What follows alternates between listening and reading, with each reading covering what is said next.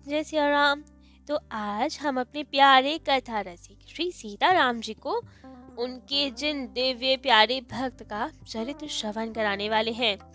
वे तो ऐसे अद्भुत भक्त हैं जो पहले महान नास्तिक थे, इतने नास्तिक कि ठाकुर जी पे विश्वास ना करना, ना सेवा पूजा करना, कुछ नहीं करते थे।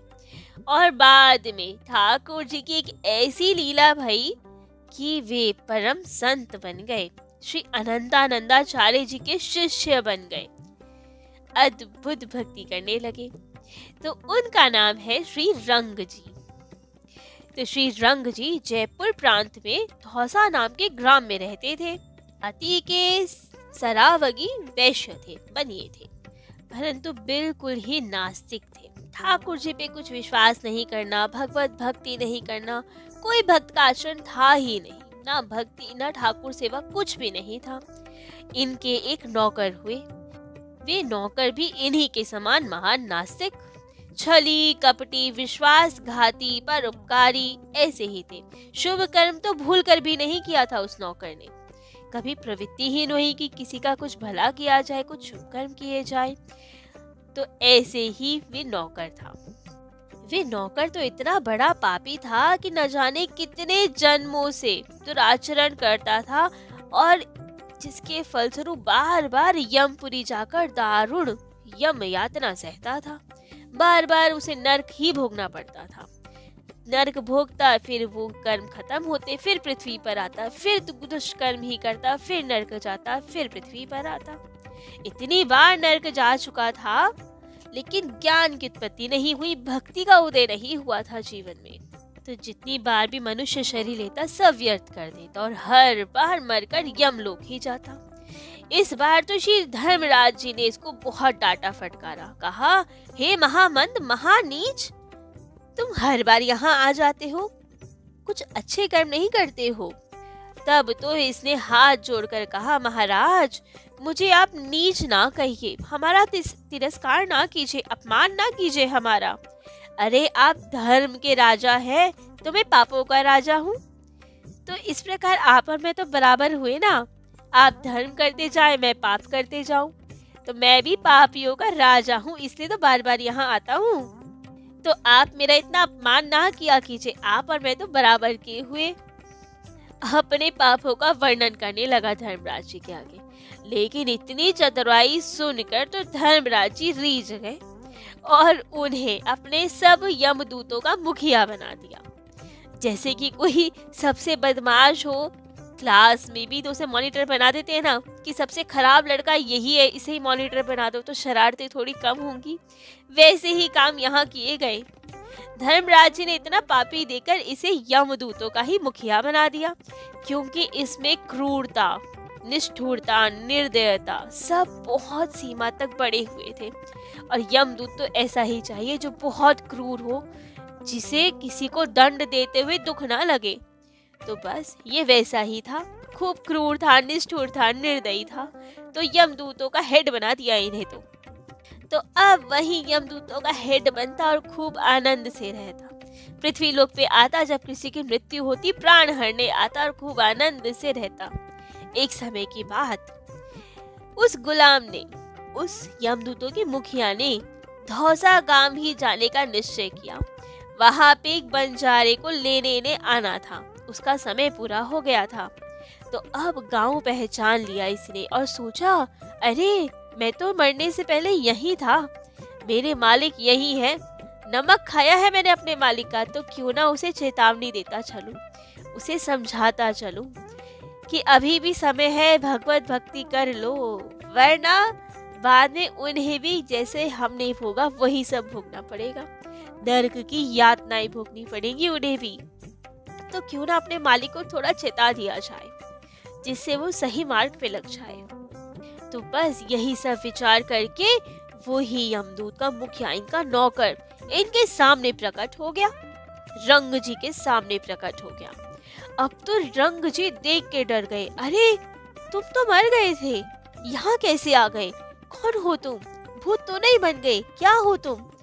तब तो इन्होंने कहा, नहीं नहीं, भूत नहीं हूँ मैं तो यमदूतों का मुखिया बन गया हूँ। तो आज तो मैं किसी के प्राण हरने आया हूँ, वो बंजारा है ना, उसके प्राण लेने हैं मुझे, इसलिए आया हूँ। अच्छा, लेकिन वो तो बिल्कुल स्वस्थ है, मरेगा कैसे वो? तब इन्होंने कहा, देखते जाओ हमारी लीला, कैसे हम प्राण हर लेते हैं किसी स्वस्थ मनुष्य के भी। लेकिन अब इन्होंने रंग जी से कहा, यहाँ लेकिन मैं तुम्हें अपनी लीला दिखाने नहीं लाया हूँ, चेताने आया हूँ। रंग जी ने कहा, क्या चेतावनी दे रहे हो? क्या हम भी मरने वाले हैं?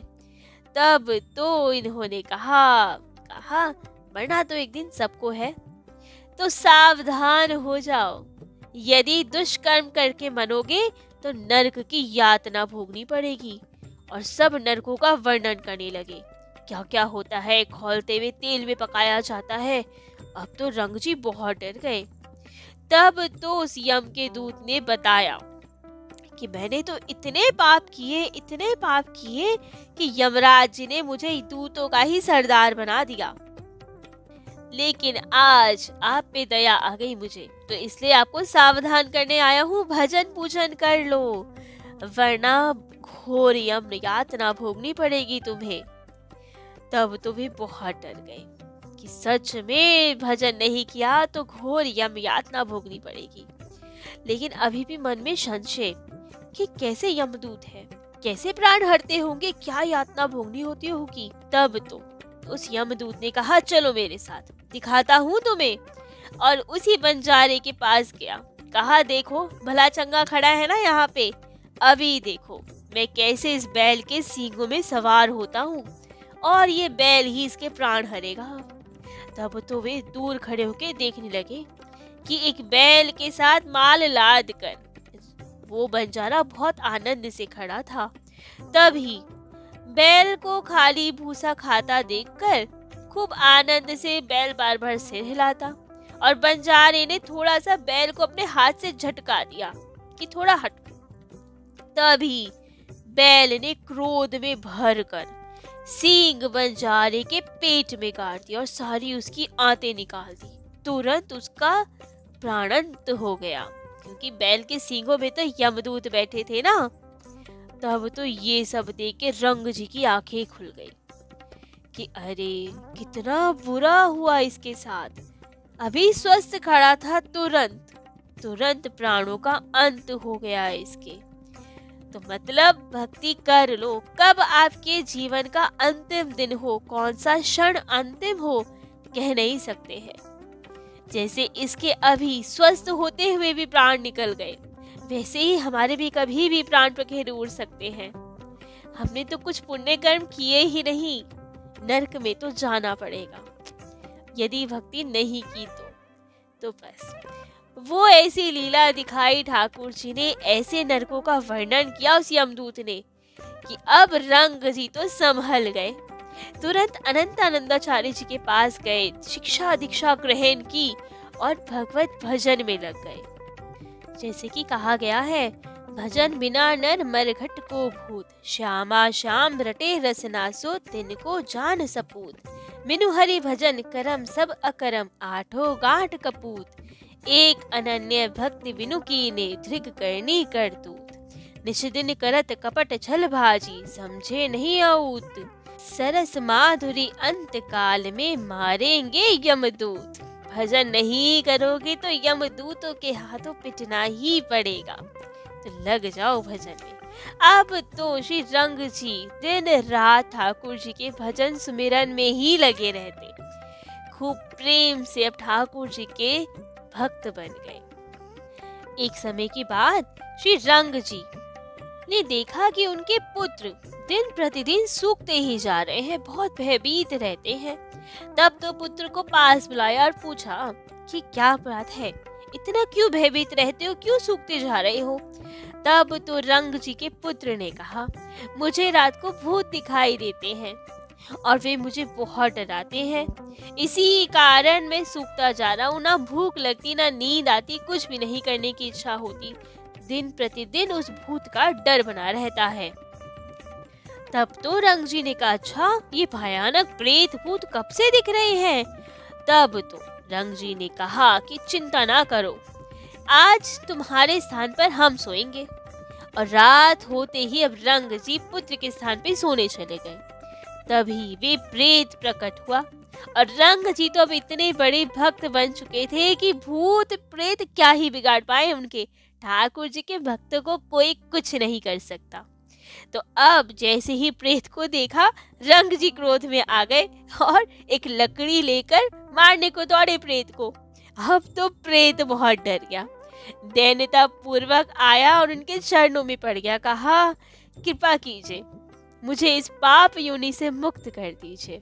प्रेत की योनि में मैं अपार कष्ट भोग रहा हूँ, कोई आसरा नहीं दिख रहा मुझे अपनी उद्धार का।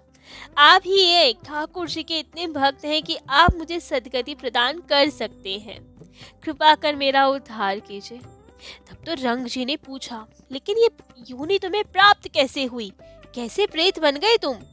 तब तो प्रेत ने बताया कि मैं जाति का सुनार हूँ, लेकिन पराई स्त्री पे कुदृष्टि डाली और उससे संबंध के कारण ही मैं प्रेत हो गया। उन्होंने बताया कि पराई स्त्री पे आसक्त रहने वाले पुरुष तो जीते जी ही प्रेत हो जाते हैं, मरने की बात तो क्या ही गति हो, पर स्त्रीगामी पुरुष को कभी भी शुभ गति नहीं मिलती। जैसे कभी विभीषण जी ने भी रावण को समझाया था और कहा था, जो आपन चाहे कल्याणा, सुजस सुमति शुभ गति सुख नाना, तो पर नारी लिरार गुसाई, तजे चौथ की चंद की नाई। वैसे ही उसी पराई स्त्री के कारण मेरी ये गति हुई है। प्रेत खूब रो रहे हैं कि पराई स्त्री से संबंध रखा, इसलिए आज मैं प्रेत होके घूम रहा हूँ, अत्यंत दुख भोग रहा हूँ, पीड़ा भोग रहा हूँ। लेकिन आप तो ठाकुर जी के भक्त हैं, कृपा कीजिए, मेरा उद्धार कीजिए। वैसे प्रेत बोल नहीं सकते, वाणी नहीं होती है उनकी, लेकिन अब जब वो इतना दुखी था, तब श्री रंग जी ने उनपे हाथों में जल लेके छींटा मारा था और उस छींटे से, भक्त के हाथों से, वो जल के छींटों से ही इतना सामर्थ्य हो गया था कि वे बोल पाए थे, अपनी व्यथा बता पाए थे। तब तो रंग जी ने पूछा कि तुम्हारा उद्धार कैसे होगा, उपाय का बताओ हमें, जो कहोगे पूरा प्रयास करेंगे तुम्हारे उद्धार का। तब प्रेत ने कहा कि रंग जी, आपके चरणामृत से ही मेरा उद्धार होगा। आप ठाकुर जी के भक्त हैं, यदि आप अपना चरणामृत दे दे तो उसका पान करते ही मुझे ये प्रेत योनि से छुटकारा मिल जाएगा। तब कृपा करके रंग जी ने अपना चरणोदक चरणामृत इन्हें दिया और चरणामृत मिलते ही अब ये प्रेत योनि से छूटकर दिव्य रूप धारण करके ठाकुर जी के धाम की ओर चले गए। शास्त्र में संतों के चरणोदक की, चरणामृत की बहुत महिमा लिखी है। तो ऐसे थे रंग जी, जो महान नास्तिक तो थे, लेकिन ठाकुर जी की कृपा से इतने बड़े संत हुए कि अब प्रेतों तक का उद्धार करने का सामर्थ्य ठाकुर जी की कृपा से इन्हें प्राप्त हो गया। तो आज रंग जी का चरित्र तो यही विश्राम देते हैं। कल अपने प्यारे कथा रसिक श्री सीताराम जी को उनके अन्य किसी दिव्य प्यारे भक्त का चरित्र श्रवण कराएंगे। आज के लिए इतना ही। जय जय श्री सीताराम।